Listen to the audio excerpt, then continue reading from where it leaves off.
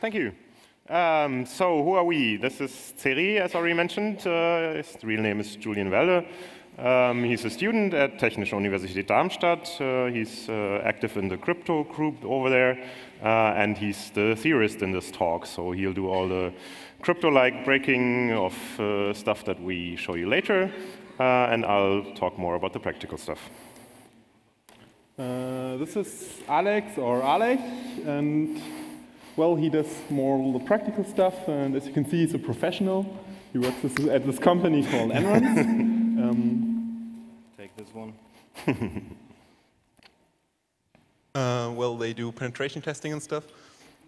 Yeah, he's a real funny guy, and if you give him something that is theoretically broken, he starts cranking out practical exploits for it.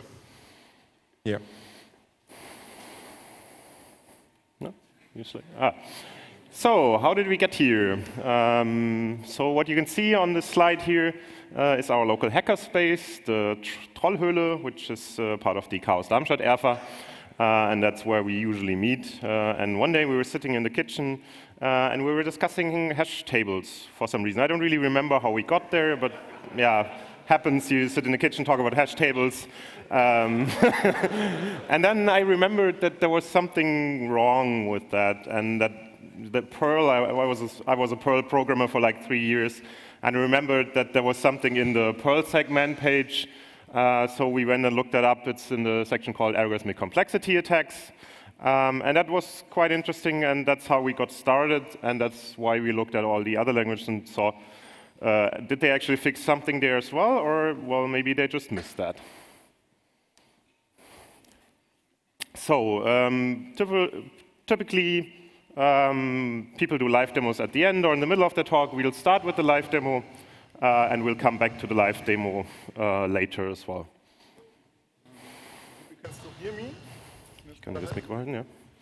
Okay, what you see here is an HTOP running on my computer. Over there you see our network load on my computer for local interface. And well, here I have a Tomcat running. And if I start my exploit code now, and what you will see is that there's a slight increase in network traffic for a few moments, and then you will see lots of CPU load for one thread here. Well, that's everything we're going to show you for now.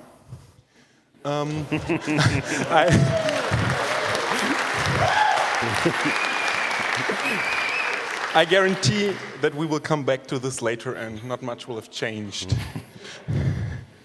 Yeah. Yeah, back to our talk. So much for live demonstration. The presenter? Sorry. Okay, hash tables.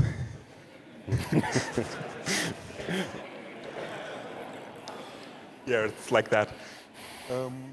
Has anybody in the audience seen this code or code that looks very, very similar before? Okay, so for the recording, I guess that'd be about half, maybe a bit less than. Yeah, this is valid Ruby and Python code, and well, what it does is it creates an associative array called H. It inserts a key-value pair foo as key and bar as value, and then it does a lookup and gets the value bar when it does a lookup for foo. Pretty easy. Who of you knows how this works? Okay, I'd say probably about 10% or so of the audience knows how this works then. For the rest, we'll explain. Okay, welcome to Algorithms and Data Structures. So, a hash table, basically, at least in the real world, normally it's an array of lists, and if you want to insert a key-value pair, you take your hash function, we will talk about that later, hash your key, so you get an index in your list, in your array, and then you go there, and, well, you insert your key-value pair there. What sometimes happens is that you hash your key and you get an index in your array that has already been taken. Like here, you hash the CMD and you get the same hash value as for login. And in that case, you search this list, and if you don't find it, you append it at the end. It's pretty easy. And well, Those hash tables are pretty neat data structures. Everybody likes them, everybody uses them. They have this cool property that for an average case you have complexity for everything. Nothing takes more than one hash evaluation and one lookup in your array. And if you insert or lookup or delete n elements, you only get linear penalty for that. That's pretty good. Yeah, they're really, really, really fast. Everybody uses them.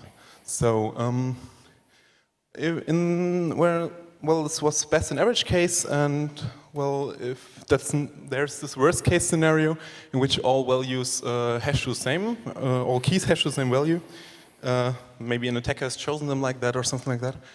In that case, you get a linear complexity for inserting or quadratic for n elements. And well, what happens then is you go to your bucket, you search through this list, and you always have to search to the end because you will never find the key because it's always a different key, but it just hashes to the same value. And yeah, that's pretty bad. Or it tends, we found out this tends to be pretty bad. Yeah, so one thing about complexity is that people always talk, well, this is in XP or NP, or well, this is in n square. What does n square mean? If you have 200,000 colliding strings, you get like 2 MB, is what we just fired on our Tomcat here. And if you have to do quadratic operations for that, that means you have to do 40 billion string comparisons. That takes some time. Even if you do it in one cycle on a 1 gigahertz machine, it still needs like 40 seconds. Okay, this is the second part of our live demonstration. We'll just return over here, and as you can see, as promised, nothing has changed, except for some CPU time. So we are 4 minutes into the talk now, I guess. Yeah. Slides? Of course. Sorry. So, as already mentioned, to do so, you need hash functions. I guess probably some people have already heard what a hash function is. So we'll start with a bit of a definition there, and we'll make it by show of hands. So who thinks collision resistance is part of the definition of a hash function? Please raise your hand now. A few people do think so, maybe 20 or so. But yeah, that's not the case. Actually, collision resistance is not part of the definition of a hash function. Who thinks one-wayness is part of the definition of a hash function? No one apparently does so. Who thinks, oh, I will spoil that, fixed output length? Okay, so fixed output length is the only thing that is part of the definition of a hash function. All the other stuff, you might have heard that before, that's when we talk about a cryptographic hash function, but those are not the ones that are used for string hashing. So, who in the room knows this guy? Show of hand, please. A few people, maybe like 10, 15, 20. Well, if you don't know him, that's DJB, Dan Bernstein. That's actually a photo I took last year at last year's Congress of him when he was here and did a talk. If by now you don't know the name as well, look him up. He does pretty cool stuff. He's a researcher, he's a professor, but he also does cool code as well. And the reason he's on the slide is because he also does hash functions. For example, this one. This is DGB X33A. That's one of the hash functions DGB did quite a while ago, and it's a hash function some people actually do use. So what's the name? Where does the name come from? The X is for times, so that's a times 33, and the A stands for add. So what we have here is the only interesting thing that we do have here is the start value, which is 5381, for I don't know what reason. And what else we do have here is the plus asset. So we add, this here is the character. So we iterate over all characters. And we add the character always. This is going to be important because there's another version later which has a bit of a difference there. And that's just a neat way to say this is hash times 33. So it's actually a pretty simple function, but it works quite well for string hashing, and that's why people use it. Or people use similar stuff. For example, Java. That's the Java string hash function. Oh, no, that's not the Java string hash function. This is the Java string hash function. So the red part is the difference. So basically, the only thing that changed here is that here is a 0, and it's not times 33, it's times 31. But basically, same structure there. So let's say we want to find multiple collisions for this hash function. You already know why we want to do that. What do? Well, these kind of functions have a nice property. And the property is that they do have what we call equivalent substrings. So you can write the hash function like this, just as a sum over a product here. And we made a small example there, and you can see, for example, that the hash of EY, or so capital E, lowercase y, and the hash of FZ, for both capital F and capital Z, are the same. I mean, you can find that out either algebraically, because you can see it from the structure here that this must be the case, because this is just 31 less. Or, I mean, if you're lazy, you can also just iterate over all 2-character strings and see which ones have a collision. So, I mean, that's cheap. You can do that. And once you figure that out, you see that in the end, if you append a character, so you say you hash this here, so EYA, what happens in the structure is that basically you have here the hash function of EY, so the 2260 we got here. And you just, well, this is just the last character, that's just the A, the 97. So you can notice that you can replace this here by the hash of FZ.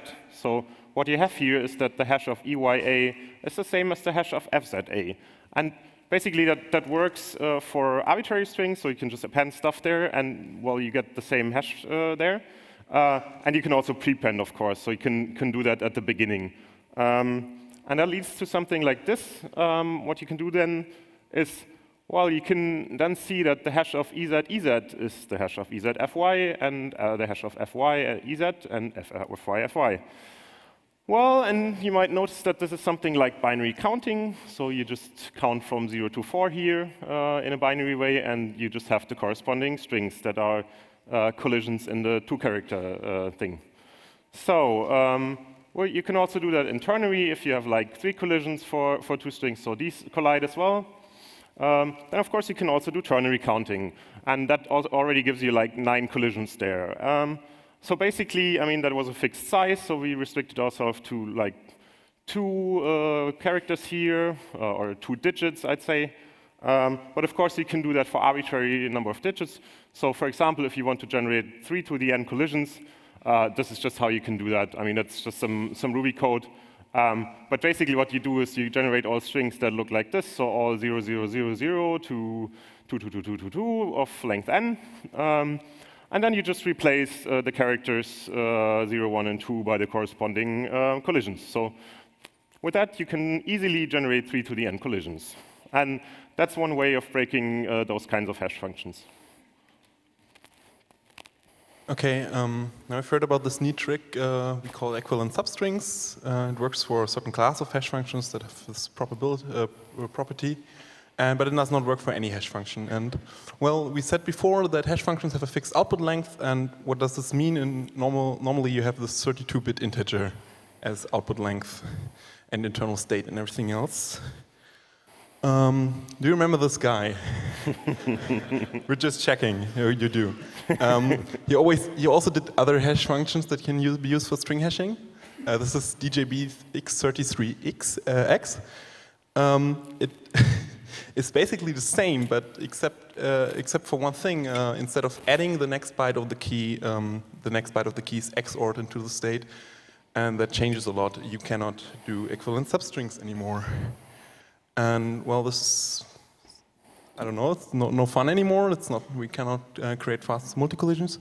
We can still do brute force. 32-bit brute force takes you a few minutes, and then you have one hit for some value, and then you just do that again and again and again, and you get enough multi-collisions to do your attack again, which we will talk about later how it works. OK. We'll try some different way to break this. So if you do brute force on one target value or one state value, one intermediate state value, you need about, in average, you need 2 to 31 attempts to get there. If you do it with 2, you're twice as fast because it's twice as likely that you hit something. If you do it with 4, again, you're twice as likely to hit something. And if you do it with 2 to the n values, you end up with 2 to the 31 minus n attempts till you have 1 hit. So we will turn this into into a generic attack on the hash functions like that. First thing we do, we assume that we have some way to compute backwards from one target value to an intermediate state. And then we start filling a lookup table with, we could use a hash table here. We start filling this with intermediate state values and suffixes of strings we could hash. So we have a table of, if I get to this value, this is the suffix I use to get to my target value, for example, 0. And then I find preimages to my target value. I just take random strings, hash them to an intermediate value. And if I have a hit in my lookup table, then I append my random string and my prefix from the lookup table, and I get my string that hashes to my target value. And that is really, really, really fast. At least for the case of 32-bit integers. It could look like this. The middle is supposed to be our lookup table. And we have our target value here. This is extremely funny because we always had 2 values there that are the same. But yeah, I hope you get the idea. So this is the hash function again, and we need to compute backwards from one end to an intermediate value. And well, we have to invert 2 operations here. We have a multiplication with 33, and we have an XOR. And we need just a little tiny bit of math to get there. It's not much, I promise. Okay, the first thing is how to invert XOR. It's pretty easy. You do it again. Every element is an inverse to itself. If you do this with multiplication, it's not that easy. What actually is written on the slides is not true. But if you do it with overflow arithmetic and 32-bit integers, it becomes true. It's really, you can, for every odd number, you can get another odd number. You multiply them, you get to 1, at least with 32-bit integers. Yeah, and you can use the extended Euclidean algorithm to compute those numbers very efficiently. If you don't want to, you can use brute force. You just have to do it once. So we end up with this, a function that computes backwards. So does it work? Yes. We take our end, and then we do all the steps backwards. We'll take the last byte first and stuff. It's pretty easy. Yeah. Your turn. Yes. So that was more of the theoretical part here. Now we're going to talk about how we can actually use that to attack web application platforms. So this is a nice slide showing a bit of the web application world, the landscape at the moment. It's actually from the W3 Tags website, which does some kind of heuristics on the Alexa top 1 million sites and tries to figure out what kind of technologies they're using. And well, there's all kinds of technologies, and PHP, ASP.NET, and say Java are the most prominent ones. And they're colored in red here for some reason, which we'll see later. But just to check who in this room runs or is involved in running a website based on one of the technologies which is colored in red here, please raise your hand. I'd say maybe a little bit less than half as well. So just to check who is involved in running one of those websites with the red technology, would say, well, more than 100,000 hits per day or so. A few people, maybe like 10 or so, 15. So yeah, you might want to talk to your CERT about that, or well, if you are the CERT, then you might want to listen carefully now. So start from the top. Actually just looking at what the general case is. So you have some kind of form, typically on some kind of website. If it's any kind of dynamic website, you have a form where people can input data, and sometimes that's a post request. And the question then is, how does the post data end up in the web application? So as a web application programmer, what are you going to do, and how are you going to access that post data? And I put some different ways to do that for the different platforms in there. The first one is PHP. Second is Java, or servlets to be exact. And the last one is actually ASP.NET. But one thing to notice is that the structure that you have there for the post data, so like the $_post in PHP, or the request thing in Java, or the request.form thing in ASP.NET, that's always a hash table. So, and well, as an application programmer, you don't need to do anything for that to be a hash table. You get it from the platform. So even if you don't use it, sometimes it is populated by the platform itself, by the language, or the application server. So that's nice from an application programmer point of view, because you don't have to do anything. You don't have to pass the request yourself. It's just already there in a nice hash table for you. But, well, it's a hash table. So as an attacker, you can also put stuff in there, lots of stuff. So starting from the top, PHP. PHP, well, comes in 2 different versions. I guess hopefully most of the people use PHP 5 by now. Well, I'm not hoping people use PHP at all, but, well, if they do, then hopefully they use PHP 5. PHP 5 actually uses the DGB X33A function, which you've seen before, so that is in use there. And it's used on a 32-bit integers. So that can be broken using the equivalent substring attack we already presented. If you're using PHP 4, then, well, that's DGB X33X, and it might be on 32 or 64-bit of output, depending on the platform you're at. So you can break that using the meet-in-the-middle attack that we presented. Well, on 64-bit, that's not really efficient, but on 32-bit, that works very well.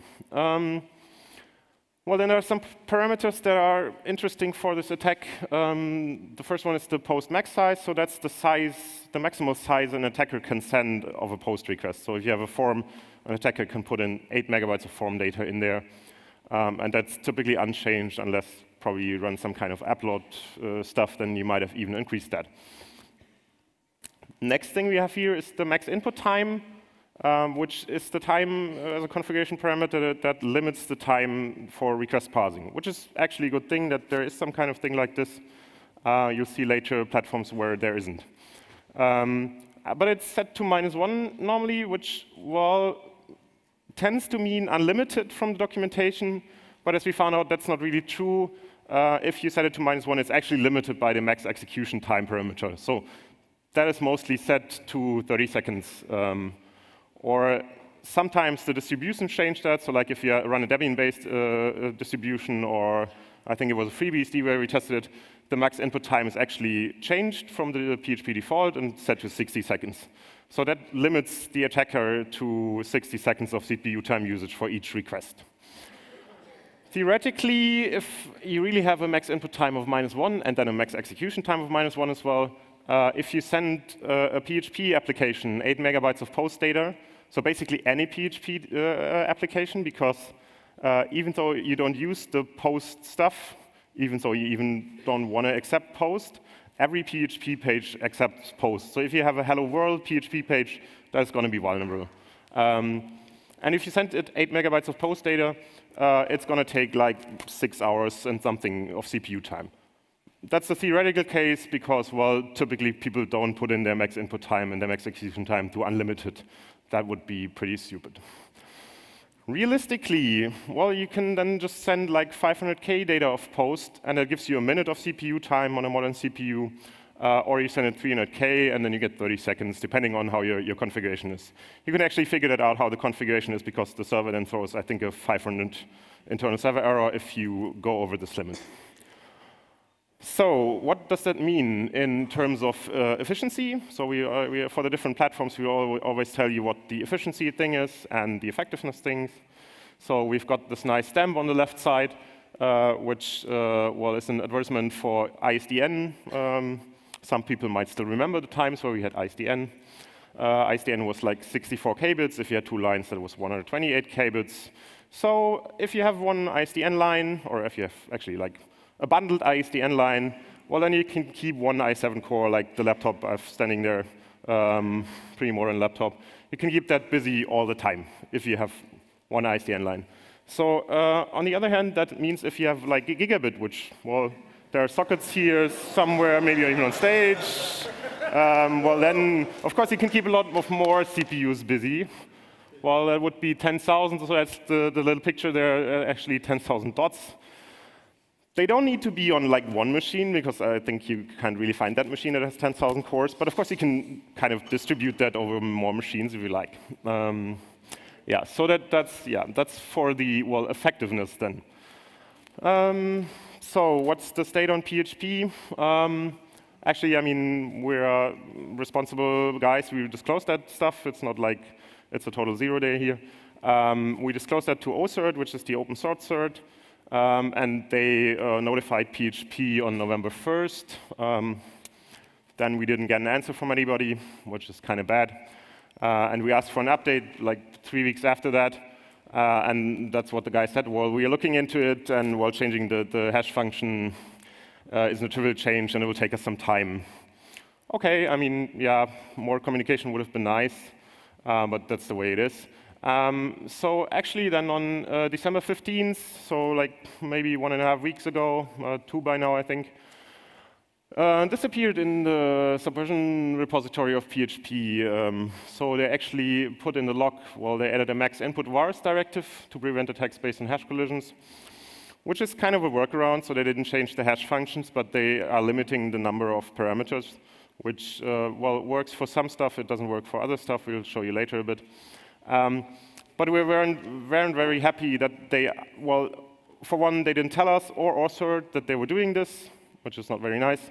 And then, well, they were putting that into their public SVN. So, I mean, if you read that on December 15th, you might have figured out what the thing here is and that there is a real problem. So, well, yeah, not really that happy. That's in their SVN asset, and that's in their latest 5.4.0, I think it's RC4 release, so it's a release candidate for the upcoming 5.4.0. And I think they're going to change that for 5.3 as well, but we don't have any release date for them because, well, they're not really good at communicating with us. So that's the state there. So what else is there? So we mentioned the next big contender on this market for some reason is ASP.NET, which is like a Microsoft product. That took us some more time to actually figure out what is going on there. So what you get as an application programmer is the request.form thing, which is a name-value collection object. And for some reason, that doesn't use the normal hash table hash function that is used in .NET, which is kind of interesting, breakable as well, but not using the techniques we have shown before. But it uses the case-insensitive hashcode provider.getHashcode method. I really like those long names. And funnily enough, well, this is the stuff on the right, which we just put there. It's a screenshot from IDA, so we put that there to convince you that we are, well, the really good reverses. Well, actually, we are not, but yeah, still, I can recognize that this is DGB X33X. So what you can see here is, well, this is the start value, the 5381 that we saw before. Well, this is the multiplication by 33. And below that, that's actually the XOR of the current character. So, well, we could figure that out, and that works on the uppercase thing. So because that, for some reason, as mentioned by the name, is case insensitive. So first you do the uppercase variant of the string, and then you put it into DGB X33X. If you have like a development server, which you can get for free from Microsoft, and you can try that out, then you can send it 4 megabytes of post data, which seems to be the limit there. And then you get, well, just short of 11 hours of CPU time. So we did that actually again in the Trollhöhle, and we were sitting there, and the CPU spiked, and we saw the 100% CPU, and it was nice. And I was like, how long is this going to last? And then like an hour later, it was still running, and we were like, that is nice. So, but luckily, there's also a CPU time limit. I think I need the... Luckily, there's also a CPU time limit. So IIS, if you run this on IIS, which I think is the typical configuration, because it's a Windows technology anyways, then IIS limits you to 90 seconds of CPU time. So what does that mean in terms of efficiency? Well, there are those things on the left. That was even before ISDN. That's what we called modems back in the days. Maybe some people still remember, maybe some don't, I guess, in the audience. Yeah, so there were like this 33.6 kbit modems or so. So if you have one of them, well, you can keep one of those core 2 cores busy.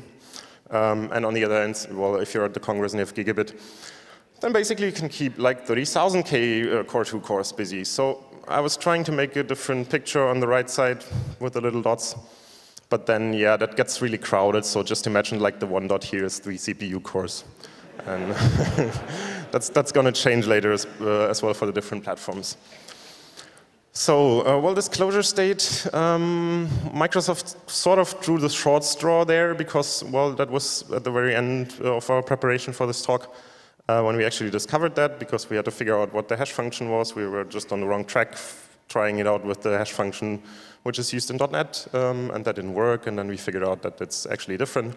So we only disclosed that on November 29th, and we involved CERT with that, and they did a good job to do that and disclose it to them. That's the MSRC case number if you want to talk to Microsoft about it. And they actually talked to us quite a bit, so that was way better than like PHP, for example. So we actually had like a phone conference last Thursday and talked about them, what we are going to say in the talk as well, and had another conference yesterday. So they're working on that and they're taking that very seriously. So the first thing they're going to be working with is like a workaround patch, pretty similar to the stuff PHP does, so limiting the number of parameters. And then they'll be looking into randomizing the hash function, which is the real way to fix that, but Terry's going to talk about that later as well. And there's going to be an advisory very soon, or actually my boss just told me that it should be up already. So if you can try that, there should be an advisory from MSRC about that, where well, they tell you about what you can do in terms of avoiding being hit very hard, but yeah, there's not that much that you can do. You can of course reduce the CPU time, for example, but basically that's the most important thing you can do there. So what else? Yeah, Java, or you've already seen the string.hashcode function. That is very similar to the DJB X33A. So it can be broken using the equivalent substring. That was actually the example I showed you earlier. And alternatively, of course, you can also do a meet-in-the-middle attack there. So you can get some more collisions, because of course, if you do the equivalent substring stuff, that already has quite a lot of structure of the string. So if you do it more randomly, you get more strings for the same size. And one special thing that is quite interesting for Java is that they actually cache the result of the hash. So like if you have a string object, there's a hash attribute, and if you hash it, well, that gets changed from 0 to the hash value. And well, but that only happens if the hash is unequal from 0. So if the hash ends up being 0, so if we as an attacker choose the target 0, then you have to rehash all the time. That's actually a thing that, well, other people also do as well. So they cache that stuff, but then they change their hash function never to be 0. Well, Java doesn't do that for some reason. Tough luck. So in Java, it's a bit different from like the application developer world. So you have all kinds of different platforms there. It's not like you have the one language and you use that, and that is going to do the request parsing for you. But it's actually done in the Java web application servers. So there are well, all kinds of different web application servers, some open source, some are not. We looked at some of the open source servers. So well, Tomcat, Geronimo, Jetty, Glassfish. And all of them either use the hash table type in Java or the hash map type to store that post data. And they typically have a limit of 2 MB.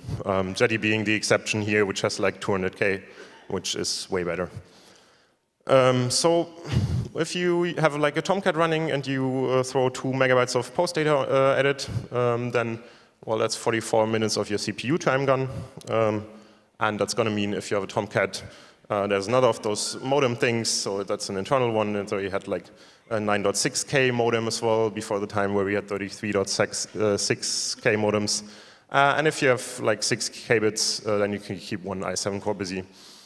Or of course, well, you might as well keep a lot more CPU cores busy if you have a gigabit.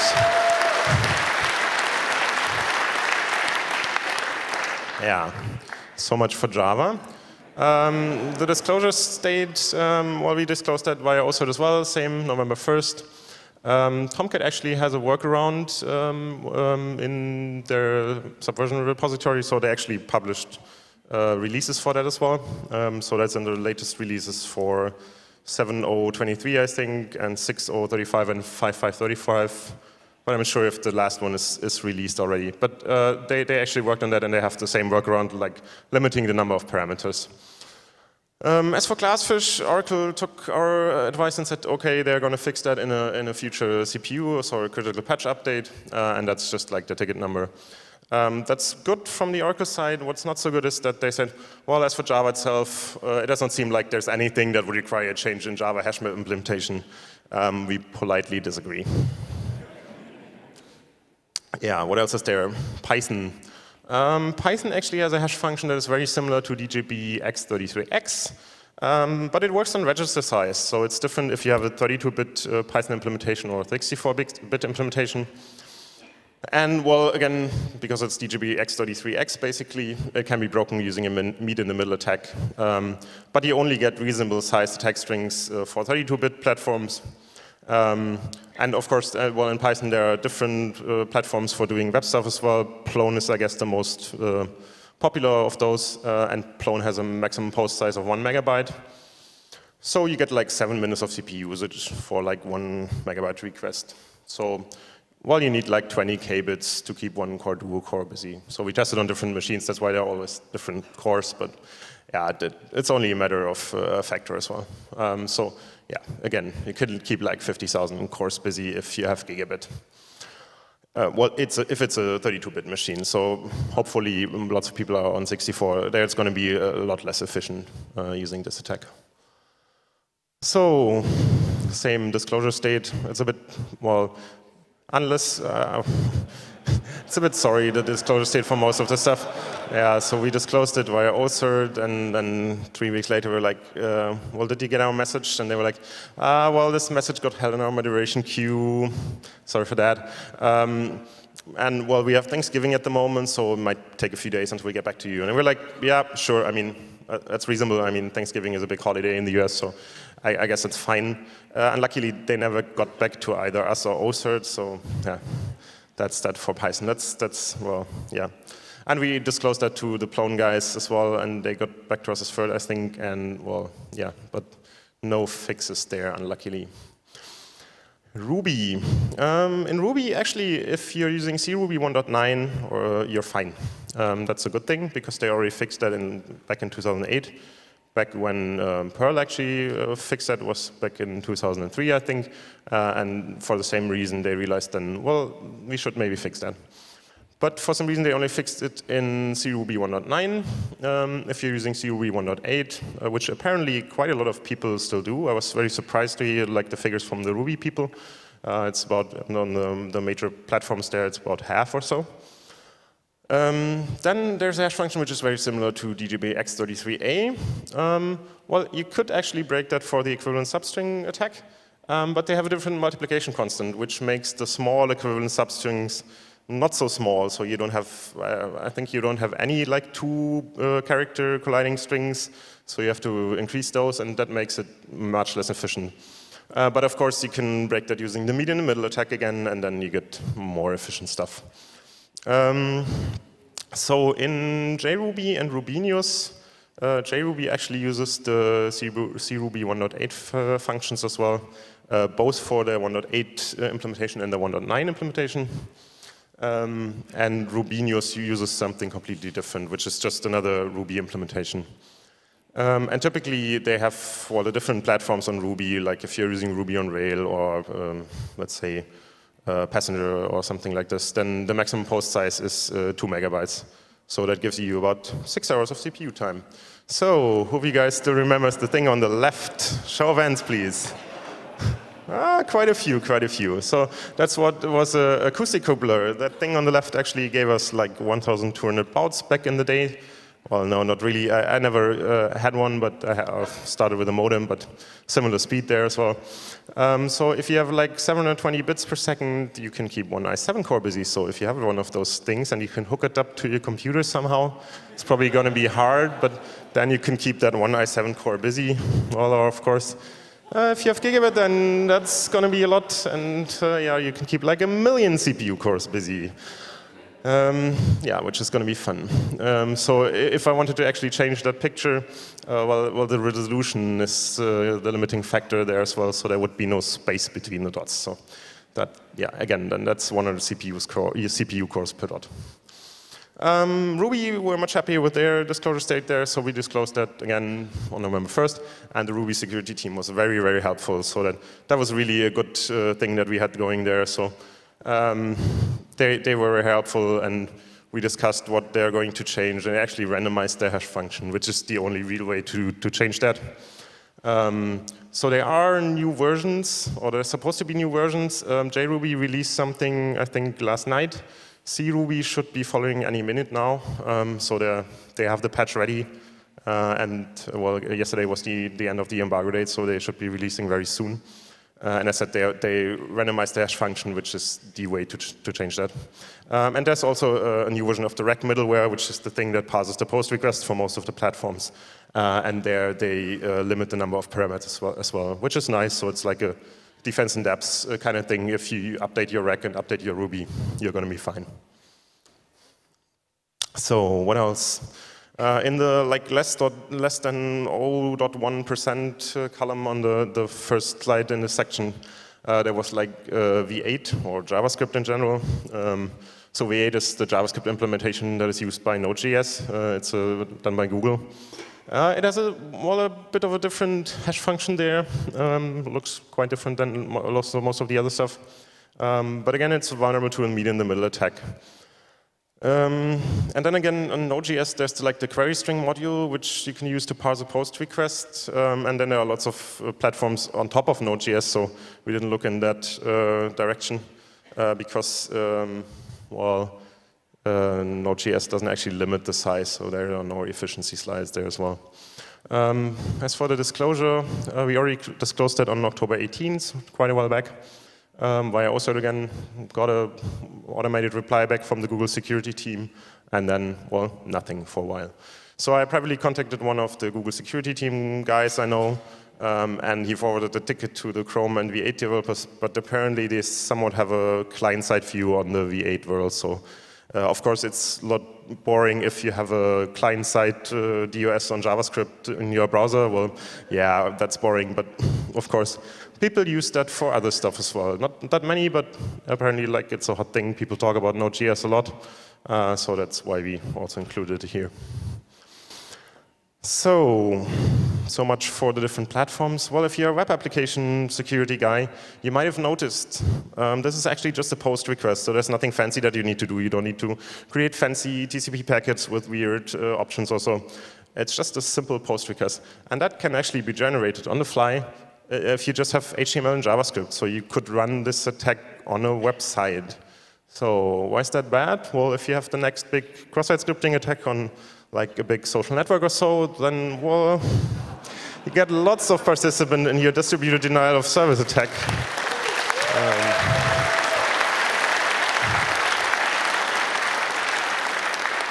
And that attack, of course, is going to be very, very, very effective. So that's going to be bad as well. And of course, if you just click on a link, then you might involuntarily send those requests to someone you don't know.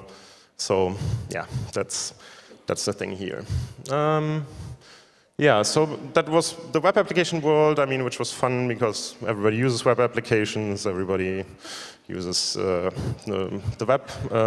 But hash tables are everywhere else as well. So actually, if you parse code, people tend to put stuff into a hash table. So if you like the Java compiler, well, then you parse code and you put stuff you read from the source into a hash table. And then it might take you a while to compile that code. So say if you have a continuous integration system and you just quit your job, and at the last day you commit this huge Java source file into the CVS or SVN or Git or whatever, and it's going to be run overnight, then, well, that might take some time to compile that. That's actually pretty nice because in the web application world, there are always limits, you can only have 2 megabytes. But, well, if it's a source file, it might have been 20 megabytes. What's going to happen then? And then, well, there are also hash tables in your shell, at least on some shells. If you use bash, for example, there's the syntax to do hashes. And of course, well, as you might have guessed, that hash function is broken as well. So if you actually use that for something, we haven't really found any serious kind of use for that, then, well, you have a problem as well. Well, the live demo, I think we're going to skip that for now and hope you believe us from the slides that this is still running. Maybe we can get back after the Q&A and see if it's still running or so.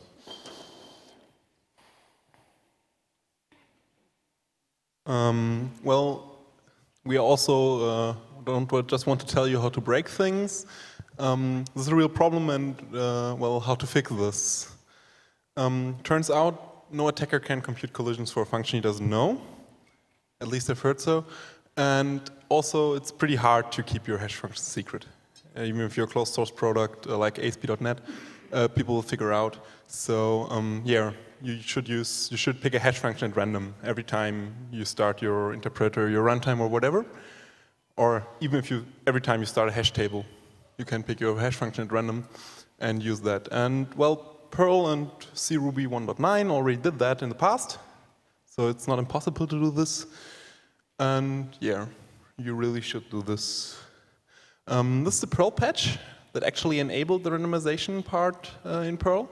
They had everything ready before. They just used a different hash seed after that point. Yeah, and what can you do if you cannot change the hash function? We already said you can limit the size of the post request in your configuration file. You can almost always do that. You can limit the numbers of post parameters if the target is a web application server, and if it's possible to limit that. And you can impose CPU limits. You can also almost always do that. And yeah, you can fix this problem like that. Well, we only picked on web servers and web applications, and there's different stuff out there, like the Linux kernel. If you look in the Linux kernel for the word hash table, you get 282 hits, and well, we haven't looked into it what it really means, but maybe there's something funny there. Well, back to web servers. There's not just these post requests where you use this and sign to separate arguments. You can also there's also AJAX, and they have some serialization format like JSON for client-side arguments. So if you put your collisions in there, some fixes simply will stop working, and you might get an attack again. You can always think as an attacker like, what will we put into an hash table? If I can control this, I have an attack. Other stuff that you can look at. Erlang, we looked at it. There is a constant hash function, but that's it. Objective-C, there isn't a constant hash function. They change it rather frequently, but always to another constant hash function. There's Lua. We just looked it up, I think yesterday or the day before yesterday. They also use a constant hash function, and maybe you want to break World of Warcraft or something like that. There's GNU ELF binaries, if you want to break your loader or denial of service your operating system, I don't know. And there's Facebook. And Facebook also uses a constant hash function. It's not as easy to find multi-collisions there as it is in other places, but it's possible, I guess. And if there is somebody of the Facebook security team, we would really, really like to talk to them. We haven't reached them yet. Take-home messages. What should you take home from this talk? If you are a language developer, you really, really, really should fix this ASAP. It's not that hard. Maybe some of your users will complain that test cases break and stuff, but really randomize your hash function. It's the only real way to fix this. If you're an application developer, you use your language and you really hope your language developer fixes this, but if they don't, well, think about what stuff ends up in a hash table that an attacker can actually choose. As you have seen, for example, post parameters application developers tend to put them into a hash table. And, well, use something that is not a hash table. There are ways like in Java tree map to do an associative array that doesn't have this problem. If you're a penetration tester, you can also think about what input is controlled by an attacker and possibly ends up in a hash table. And it's really easy to identify what hash function is used. If you hash the empty string and you get the initialization vector of one of the DJB hash functions, then you are almost sure that you have a DJB hash function. Then you hash some short strings, and then you know. And well, at least if you hash the empty string, you almost ever get the initialization vector of this thing, and it really helps.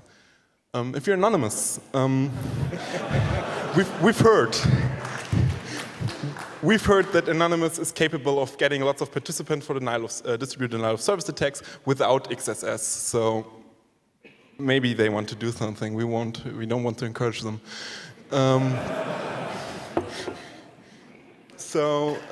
Yeah, our thank you slide. Andrea Barisiani from OCERT, he really wrote tons of emails with us. Really great guy. He also was rather fast on picking up on that and understanding this really is an issue, and he worked really great. Cert, after we got them involved, also did a great job of informing the not so open source vendors. Well, Perl actually gave us more or less the idea for this, and they already fixed this in 2003, so yeah, hooray for them. Good job.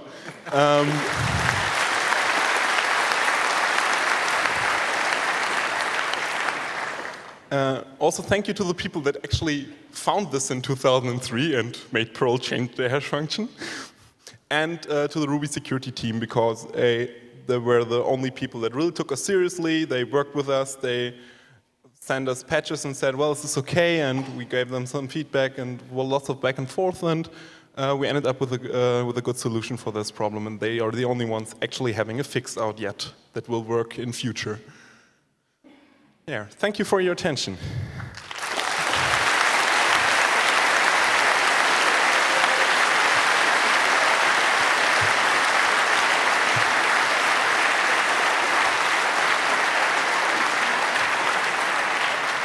So yeah, thank you very much for this interesting talk. As usual, we have now a Q&A session. And there are 2 mics in each aisle. And people with questions, please line up behind these mics. And then you can ask questions. And maybe I ask a question myself to start. Have you seen any real-world applications of this? Do you know any attack that really has been conducted with this technology? Do you know of any attack that has used this bug or this attack method? Not except for what we tried, but I guess the people in 2003, they also tried stuff out. So, but I don't know of any particular I don't know of anything that got publicity that uses that. So I see there's someone with a question, please. Hello? Yeah, more a comment like a question. You said this is known since 2003, and only two programming languages fixed it. So maybe there's something wrong in how we handle security issues. If there's something known since 2003, and people seem not to notice that it's also an issue in other programming languages. Yeah, maybe there is then. True, on the one hand, there was like this academic paper, so it's a Usenix security paper from the guys in 2003. And while they were looking at Perl directly, so Perl directly was influenced to change that. But there seems to be not that much interest in looking at that stuff from the other languages. So maybe it makes sense to look at the security patches from the other languages as well, if you're a language developer, and see if that would actually influence your language and whether you want to change something in your language. So we're actually surprised as well that, I mean, this was known and this was very well documented as well in the Perlman page. So people could have known, but apparently, yeah, either they didn't know or they didn't care. Okay, there's another question on this side. For ASP.NET, since it's case insensitive, do you need the meet in the middle, or can you just take a long string and change the case? No, well, that was the first thing we actually tried as well. So yeah, good idea there.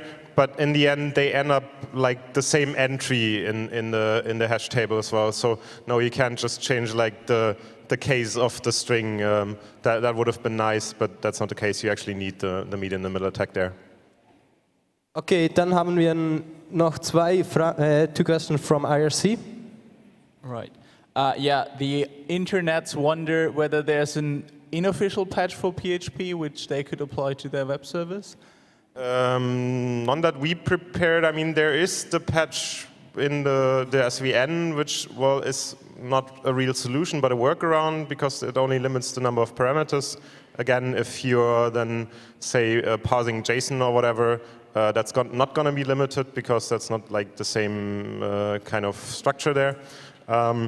But you could work on the 5.4.0 RC4 patch for at least turning off like the trivial exploit, yeah. Right. And the other thing they wondered is where they can get your T-shirt. At last year, well, at this year's camp.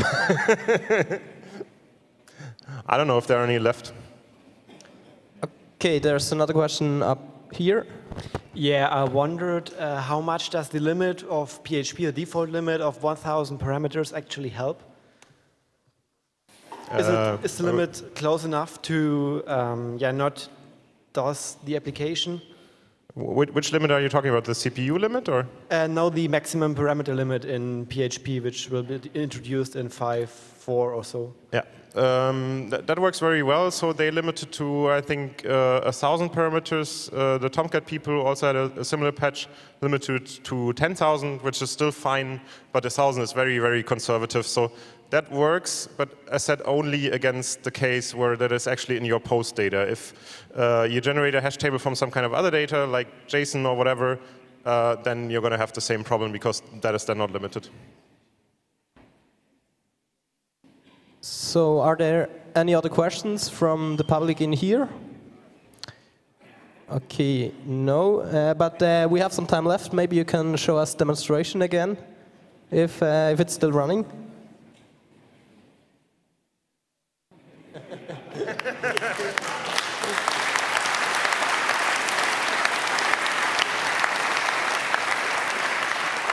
So I would like to thank you very, very much for your talk here and for the vulnerability that you presented.